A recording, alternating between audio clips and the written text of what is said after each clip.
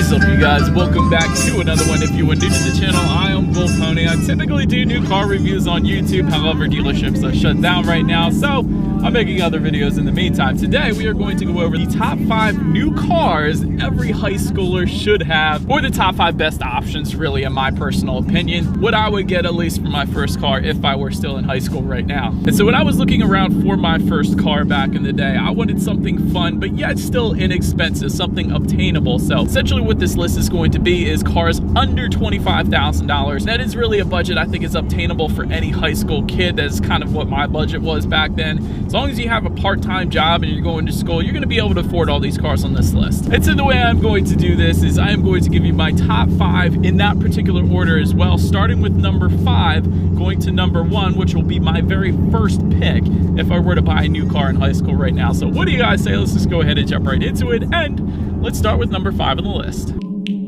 And so my number 5 pick is going to be the Mazda 3 hatchback, and I choose the hatchback over the sedan because I think it looks a heck of a lot better, in my personal opinion at least. But hatchback front-wheel drive configuration starts at $23,700. However, cool thing about the Mazda 3 is they now offer all-wheel drive in their compact car, which is pretty darn cool, especially if school doesn't get canceled and you got to drive to school in the snow or something like that. If you wanted to go with that all-wheel drive configuration, that is going to start at $25,100. So yeah, it's $100 over the price range. Just negotiate it down. You guys know how to do it. Powering the little beast is a 2.5 liter inline 4-cylinder, 186 horsepower, 186 pound-feet of torque, producing a 0 to 60 time coming in at 7 seconds flat, and MPG numbers coming in at 24 in the city, 32 on the highway. And so the cool thing about the Mazda 3 though is you can get it in both a manual transmission or an automatic, whichever you prefer there. Also, it's going to come standard with Android Auto and Apple CarPlay, meaning if you have a smartphone, and I'm sure you do, simply hook it up to the Mazda 3 via USB cable and you can display Pandora up there, like in just like your Pandora songs. Also free navigation up on that tech display that they have in the Mazda 3 as well. So that's definitely a huge plus. It's something I would not go without if I were to purchase a first car. Also, another plus to the Mazda 3 though, Consumer Reports to give it above average reliability, which is a huge plus. But perhaps the very best part and really what makes any Mazda fun is the steering feel. If you haven't experienced this, you're definitely going to want to. The steering feel when it comes to Mazda really is better than any other manufacturer in its class, I should say at least. It is a much more of a weightier steering feel. There's no dead spots in this steering. It instantly points you in the direction that you want to go. And it's definitely something that you're going to enjoy driving, especially on the back road. And so if you did end up going with this one, if you needed to do any convincing with your parents, just tell them it is an IIHS Top Safety Pick Plus, which is the very highest designation by IIHS, meaning it is a super safe vehicle. So that's more than likely what they're going to be concerned about the most. And at the same time, it's going to be fun and enjoyable for you to drive as well. So that's why that one, the Mazda 3 hatchback, is my number 5 pick on the list. Then for my number 4 pick, one I just recently driven and reviewed this year, being the new 2020 Nissan Sentra SR. And the reason why I like this one, it has been completely redesigned for 2020 and it looks absolutely amazing. In my opinion, I wouldn't even consider the Nissan Sentra before 2020. It didn't look good, but for 2020, it looks amazing. It's wider, it's lower, it has a much more aggressive stance. It looks like a baby Maxima, essentially. It looks absolutely amazing. But anyways, I know styling is subjective and that's just my personal opinion, but what makes the Sentra even better though is the pricing. I do believe it's probably the most inexpensive car on my list here. Pricing starts at $19,090. Top trim level for the SR is $21,430. That is an amazing price, especially for it being the top trim level of the Sentra. That's pretty cool. The trade-off for this one, if there is a trade-off at all, is going to be the power plant. Powering the Nissan Sentra is a 2-liter direct injected inline 4-cylinder engine, putting out 149 horsepower, 146 pound-feet of torque. 0 to 60 comes in at 8 seconds flat, according to Motor Trend.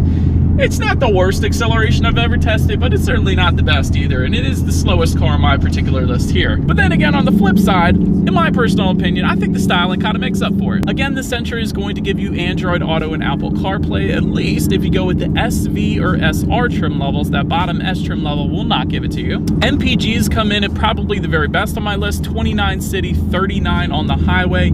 If you went with that top trim level for $21,000, the SR, you will get LED headlights as well. well. Super bright illumination at night. That's a big plus there. But perhaps the thing that impressed me the very most about the Nissan Sentra this year for the 2020 model year wasn't just the styling, but the steering feel. I remember it being so numb in the past. Even with other 2020 Nissans in the lineup right now, I tested the Rogue this year.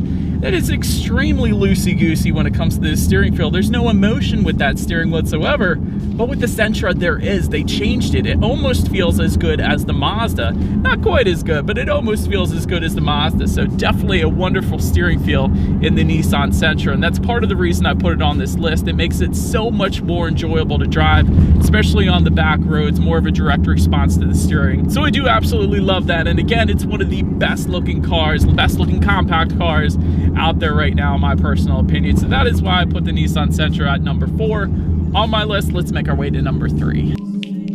I'd say number 3 on my list is going to be substantially quicker than the Sentra, being the new Hyundai Veloster Turbo. Now, let me just start by saying there's several different trims for the Veloster. There's your base engine, then there's the N Performance division, which is going to be out of our budget, but if you can go that much, you might want to. But the turbocharged engine is going to come in an R-Spec, a regular turbo, or an ultimate trim level. And this one is going to put out 201 horsepower, 195 pound-feet of torque. 0 to 60 time is actually going to come in at 6 seconds flat, according to Car and Driver. That is pretty ridiculously quick for a compact car. And so far, that is actually the fastest car on my list, although it will get faster, just wait. And so if you're one of those people, though, worried about the reliability, thinking, oh, it's a turbocharged engine, that means it's going to break, right? Listen, this is a Hyundai, which means you get a 10-year, 100,000-mile powertrain warranty that covers things like the drivetrain, like the transmission, like the engine. So if it were to break, it is fixed for free.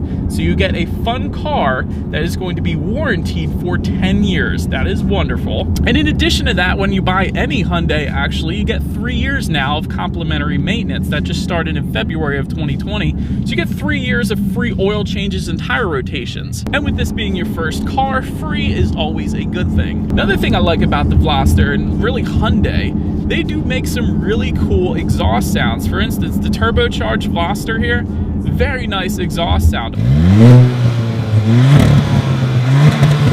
Also, the Veloster N, the crackle on that one is absolutely amazing, but again, that's out of our price range. It's like $30,000, but still, though, a very nice exhaust note to this one. Not only that, if you were to go with the R-Spec trim level, you actually get a B&M Racing short throw shifter as well, so that's going to make it much more enjoyable to row through your own gears. And by the way, I should mention, you can get a 6-speed manual transmission with this one, or a 7-speed DCT, 7-speed dual clutch. So either way, amazing transmission options. The 7-speed is going to shift lightning quick as well. Again, you get Android Auto and Apple CarPlay that comes standard for all of those trim levels on this one. And one of the cool things about the Veloster is you get 3 doors. I'm not talking about driver, passenger, and a hatchback. I'm talking about there is 1 door on the driver's side and 2 on the passenger side. That is one of the quirkiest things, and I don't believe any other car that I know of, any other new car right now, does that, and I absolutely love that. So when your friends go to get in your car, you're like, nah, you can't get in on the driver's side, go around to the passenger side. I think this is so freaking cool. It's such a unique car. It's very fun to drive, and it is an IIHS top safety pick as well, so you got that to tell your parents. So that is why the Hyundai Veloster Turbo comes in at number 3 on my list. All right, so now we're really getting to the good ones, you guys. Number 2 on my list is the new 2020 Honda Civic Si. This is a legendary car. It's instant legend the second you buy it, essentially. And I'm not just saying that. The resale value is actually going to back up that legendary status, believe it or not. Powering the Civic Si, though, is a 1.5-liter turbocharged inline 4-cylinder, 205 horsepower, 192 pound-feet of torque, so kind of similar to the Veloster Turbo. 0 to 60, 6.8 seconds according to Motor Trend. For this one, though, 6-speed manual transmission only, and let me tell you guys, it is a wonderful 6-speed manual transmission. Probably one of the best out there right now, to be quite honest. And Honda's, really any Honda manual transmission, is going to be one that is going to be very easy to learn how to drive manual on as well, if this is going to be your first manual, so definitely don't worry about that. Android Auto and Apple CarPlay also are going to come standard on the Civic Si. That's a huge plus. Also, a great steering feel to this one. Again, a heavier weighted steering feel, so it instantly points you in the direction that you want to go. In addition to that, it's a kind of larger sedan on the list here. Good bit of rear legroom for any passengers and a good bit of cargo space actually as well. So a very practical, fun car on the list here. Not to mention perhaps the best braking on my list with a 60-to-0 stopping distance of only 106 feet. That's actually quite amazing. If you wanted to do a little comparison with the Veloster Turbo, that actually comes in at 110 feet. Civic Si also comes with race-inspired bucket seats. They're very comfortable, I can attest to that. Aluminum foot pedals are also a plus. And it's one of those cars where I distinctly remember telling myself at the end of the drive that I honestly didn't really want to give it back because it was that much fun to drive. And that's coming from a guy that drives a Mustang GT with 460 horsepower. You can have a heck of a lot of fun in a Civic Si, let me tell you. And it is extremely fun to drive with that 6-speed manual because it is so easy to find the grab points. It's so easy to row through your own gears in that particular car, at least. Not all manuals I could say that with, but that one is absolutely amazing and a blast to drive. Tons of emotion, tons of driving emotion when it comes to the Civic Si there. And for your parents' sake, it's an IIHS top safety pick once again. And so heading to my #1 pick on the list being the Ford Mustang EcoBoost. No, there's no bias whatsoever. Who cares that I'm driving a Ford Mustang right now? Literally, this is the best pick when it comes to fun as far as a first car goes. Let me tell you why. And so pricing for the Ford Mustang EcoBoost, MSRP comes in at $26,670, which is over my budget, which is over the $25,000 budget that I set at the beginning of this video. However, if you were to go to Autotrader.com, you will see that no Ford Mustang EcoBoost actually sells for that MSRP price. Typically, you can find them at $5,000 to $6,000 off, which puts them at the range for around $23,000 really. Or you can go $24,000, $25,000, adding a ton of really fun options as well. And so what I'm saying essentially is this is definitely one that is in the budget before anybody says anything. And so powering the Mustang EcoBoost is going to be a 2.3-liter turbocharged inline 4-cylinder, 310 horsepower, 350 pound-feet of torque. That's a ton of power sent to the rear wheels through a 6-speed manual or a 10-speed automatic. 10-speed automatic is going to be a little more money if you wanted to tack on that option. 0 to 60 time, get ready, 5.3 seconds for under $25,000 in a new car. That's wonderful. MPG numbers even better. You would think a car with that much power wouldn't have that best MPG numbers, but it's a turbocharged engine, so that certainly helps out with that. But so for the Mustang EcoBoost, miles per gallon come in at 21 in the city, 32 on the highway. That's a wonderful thing right there. Android Auto and Apple CarPlay is going to be another one of those options I was telling you about. That's actually a $2,000 option, so still under the $25,000 budget since they're so heavily discounted at this point. Again, great braking performance, just like the Honda Civic Si. It's a stopping distance of 106 feet from 60. That's pretty amazing. And quite honestly, it has the very strongest following out there. It has the strongest following on Instagram for #1. Instagram has shown this when it comes to cars, at least. Ford Mustang has been hashtagged and looked up more than any other car out there. Also the #1 selling sports car in the world. It's taken that award as well. So it is definitely a very popular car, and for good reason. It's a ton of bang for your buck, essentially. So it really is a ton of fun, and obviously the very best pick. If I were buying my first car for under $25,000, I would most definitely go with the Ford Mustang EcoBoost, not only for all the reasons I just gave you, but in addition to that, there are endless modifications out there for the Ford Mustang. If you just look at cjponyparts.com, you'll see that. And I'm not just talking about the Mustang GT. The EcoBoost has just as many modifications available for it, whether it be lowering springs, wheels, exhaust, whatever. They're out there if you wanted to really make the Mustang your own. And again, like I was saying with the strong following, I just had somebody give me a thumbs up when I passed them. It really is, people acknowledge you when you're driving the Mustang, especially other Mustang owners. There's this whole thing. You guys heard of the Jeep wave? There's a Mustang wave. Everybody that owns a Mustang, for the most part, I would say like 85% of them, that's just a random number, but